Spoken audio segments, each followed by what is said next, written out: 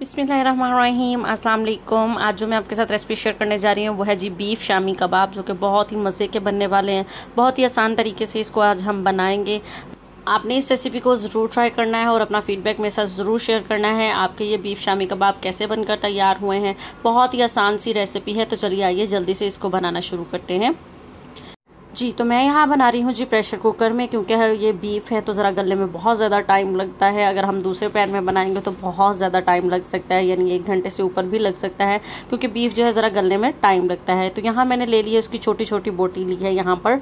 उसके अंदर मैं डाल रही हूँ जी 2 कप चना दाल। जी हाँ, ये मैंने 3 घंटे भिगो कर रखी है।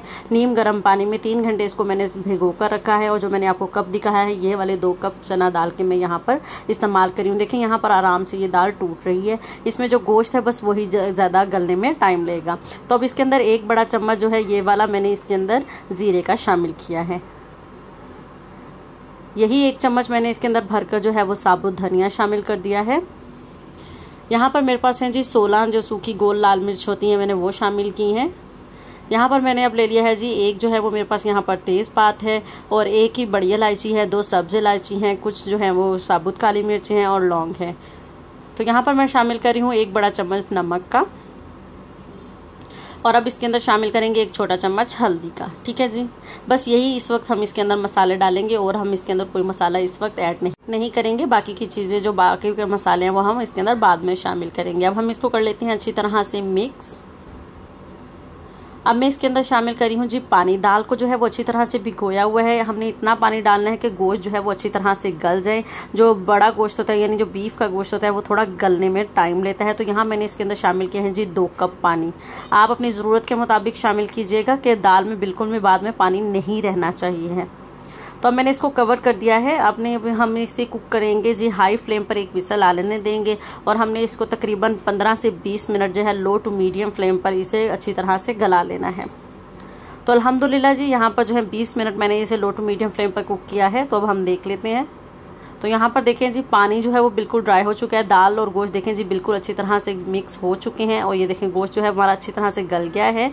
और आप देख सकते हैं कि पानी इसके अंदर बिल्कुल भी नहीं रहा है, हल्का सा मॉइस्चर है, उसको भी अब हमने हाई फ्लेम कर देना है और इसको ड्राई कर लेना है। आप देख सकते हैं कि गोश्त जो है वो अच्छी तरह से गल गया है, मिक्स हो रहा है। इसी तरह से तोड़ने पर सारा मॉइस्चर जो है अब हमने इसका ड्राई कर लेना है।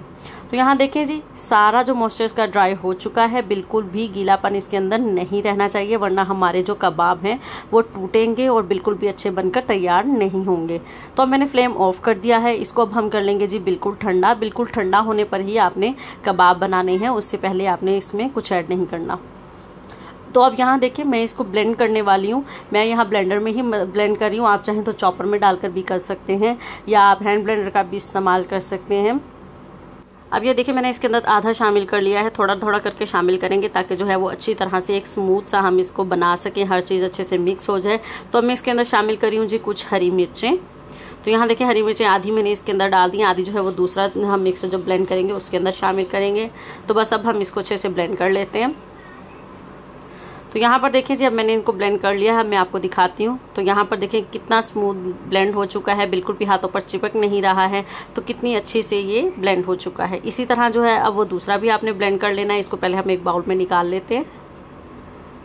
तो यहाँ पर आप देख सकते हैं कितना बिखरा हुआ सा है और कितना जुड़ा हुआ भी है, बिल्कुल भी पानी इसके अंदर मौजूद नहीं है, और बहुत ही अच्छा हमारा कबाब बनकर तैयार होने वाला है। अभी इसमें हमें बाकी चीज़ें भी ऐड करनी है, पहले दूसरा भी हम इसके अंदर ब्लेंड कर लेते हैं। तो यहाँ देखिए दूसरा भी ब्लेंड करके मैंने इसके अंदर निकाल लिया है। तो आप यहाँ पर देख सकते हैं, ये देखें हम इसे अगर फोल्ड करें तो आराम से जो है वो कबाब की शेप इसकी बनेगी। तो अब इसके अंदर शामिल करते हैं मज़ीद पाउडर मसाले, जिसमें सबसे पहले मैं कश्मीरी लाल मिर्च शामिल कर रही हूँ, जिससे कलर जो है वो बहुत ही अच्छा सा आएगा। 1 बड़ा चम्मच मैंने कश्मीरी लाल मिर्च का शामिल किया है। 1 बड़ा चम्मच ही मैंने इसके अंदर अब पिसी लाल मिर्च शामिल कर दी है। 1 बड़ा चम्मच ही पिसा धनिया शामिल किया है। अब इसके अंदर डाल देते हैं जी हरा धनिया, ताकि हमारे जो कबाब की शक्ल है वो बहुत ही ज़्यादा अच्छी लगे। ज़रूरत के मुताबिक आप इसके अंदर डाल सकते हैं। तो अब मैं इसके अंदर इसकी बाइंडिंग के लिए शामिल करी हूँ जी 1 अदद अंडा। जी, तो अब इसमें शामिल करेंगे जी क्रश किया हुआ कोकोनट। ये देख सकते हैं आप, ये ऐसे बाजार से भी मिल जाता है। आप चाहे तो घर में भी उसको ड्राई को इस तरह से क्रश कर सकते हैं कद्दूकश पर। तो आपने 1 बड़े चम्मच के करीब इसके अंदर शामिल करना है। बहुत ही मज़े का टेस्ट आने वाला है इसका इन कबाब के अंदर। आपके पास अगर हो तो इसको ज़रूर शामिल कीजिएगा। बस जब यही चीज़ें इसके अंदर जानी थी मैंने डाल ली हैं सारी, और इनको अब हम अच्छे से कर रहे हैं जी मिक्स। बिल्कुल अच्छी तरह से इस तरह से मिक्स करेंगे। हाथ मेरे अच्छी तरह से धुले हुए हैं तो अब हम इसको अच्छी तरह से मिक्स कर लेते हैं।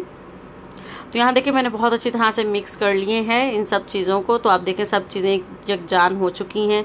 तो अब हम आप देखें कितने ही सिंपल तरीके के साथ हमने इनको बनाया, कोई ज़्यादा चीज़ें भी नहीं डाली और मज़ेदार सा हमारा जो है कबाब का मिक्सचर बन गया है। तो अब हम इसके कबाब बना लेते हैं। जल्दी जल्दी से हाथों पर लगा लिया है मैंने हल्का सा ऑयल, और कबाब हमने इस तरह से शेप से ही बनाने हैं। शायद अपनी मर्जी के मुताबिक आप बड़े बनाना चाहें तो बड़े बना सकते हैं, छोटे बनाना चाहें तो छोटे भी बना सकते हैं। तो यहाँ देखें इसी तरह से हम सारे कबाब जो है वो बना लेंगे। बहुत ही सिंपल और बहुत ही मज़ेदार से ये बीफ शामी कबाब बनेंगे। आप इनको ज़रूर बनाकर एक बार ट्राई कीजिएगा। तो यहाँ देखिए मैंने सारे कबाब बना लिए हैं। ये कबाब मैं आपके सामने फ्राई करूँगी। जो बाकी के कबाब हैं इनको हम फ्रीज़ कर सकते हैं आराम से, अप टू 1 मंथ के से हम इसको आराम से फ्रीज़ करके रख सकते हैं, और जब दिल चाहे इनको इंजॉय कर सकते हैं। तो चलिए अब फ्राई करते हैं। फ्राई करने के लिए मैंने यहाँ पर लिया है जी पैन, उसके अंदर शामिल किया है जी थोड़ा सा ऑयल, क्योंकि हमें इसके अंदर ज़्यादा ऑयल शामिल करने की ज़रूरत नहीं है। अब यहाँ पर मीडियम फ्लेम पर ही हम फ्राई करेंगे। ऑयल अच्छे से गर्म होना चाहिए, क्योंकि हमें सिर्फ एक अच्छा सा क्रिस्पी भी करना है और हल्का सा ब्राउन कलर हमने इसको देना है। 2 मिनट के बाद हम इसकी साइड को चेंज करेंगे। ये देखें कितने मज़ेदार से, बिल्कुल भी खुले नहीं है, बिल्कुल भी टूटे नहीं है, क्योंकि इसके अंदर हमने बिल्कुल भी पानी नहीं छोड़ा था, बिल्कुल ड्राई सा हमने बनाया था। और अगर इसके अंदर ज़रा भी पानी होगा तो ये कबाब जो है इस टाइम पर आकर ऑयल में खुल जाएंगे।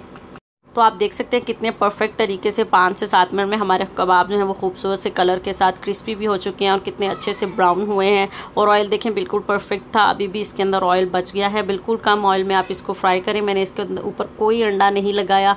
आप चाहें तो अंडा या ब्रेड क्रम्स लगाकर भी फ्राई कर सकते हैं, लेकिन बिल्कुल भी ज़रूरत नहीं रहेगी। आप इसी तरह इसको ट्राई करके ज़रूर देखिएगा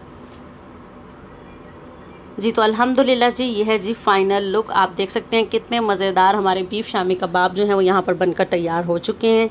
तो आप इनकी लुक देखें कितने मज़े के लग रहे हैं, कितना अच्छा इनको ब्राउन सा कलर भी आया है। बहुत ही मज़ेदार और स्पाइसी बने हैं, क्योंकि हमने इसके अंदर तमाम चीज़ें शामिल की हैं। और जो भी साबुत गरम मसाले लिए थे उनको भी मैंने इसके साथ ही ब्लेंड किया है। बिल्कुल भी कोई भी चीज़ हमने इसमें से निकाली नहीं थी। तो उम्मीद करती हूँ आज की रेसिपी आप लोगों को ज़रूर पसंद आई होगी, और वीडियो अच्छी लगे तो वीडियो को लाइक कर दीजिएगा, और चैनल पर नए हैं तो सब्सक्राइब कर दीजिएगा, और कमेंट करके ज़रूर बताइएगा कि आपको ये बीफ शामी कबाब कैसे लगे। मिलते हैं नेक्स्ट रेसिपी में। अल्लाह हाफिज़।